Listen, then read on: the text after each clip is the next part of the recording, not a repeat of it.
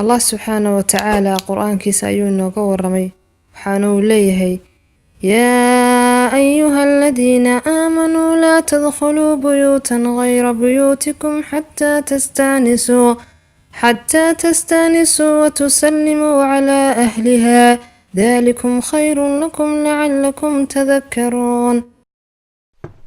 الله سبحانه وتعالى كرامة أسيي آذنها وحاكمده إنه أجدي شرعيك إذن ضربشدا وحونا أدكي آذابتيسا إلالين يو خصوصيات كيسا قاركا لنوينين يو حرمديسا آذابتيسا وحاكمده إن وقت مناسب لدورتو حليق بوقشدا إن صدح جير أو قرى لإذن ضلبان كرو هدي لغو أقلادنا عاد كشو هدي آن لغو أقلاننا عاد إسكن نقطو إن مقعيسا شيغو مركا uu idan dalbanayo si loo garto qofka uu yahay in uu salaamo ehelka guriga degan marka uu galo gudaha in aysan idan dalbashadu noqonin mid istaba joog ah waana in uu kolba sugo waqti yar in aanu isku beegin albaabka ee uu dhinac midig ka istaago ama dhinac bidix sidoo kale maxaarimtana waxay noqonaysaa in laga idan dalbado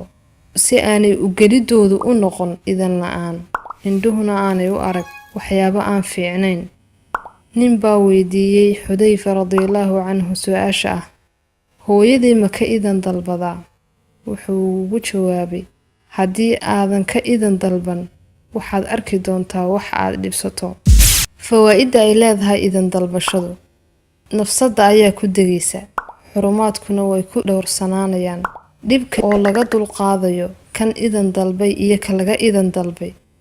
waa fursad la siinayo qofka guriga leh si uu cawradiisa u asturto iyo waxa aanu rabin in laga arko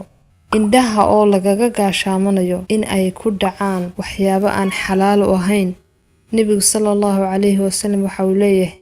idan dalbashadu waxa loo sameeyay indhaha dartood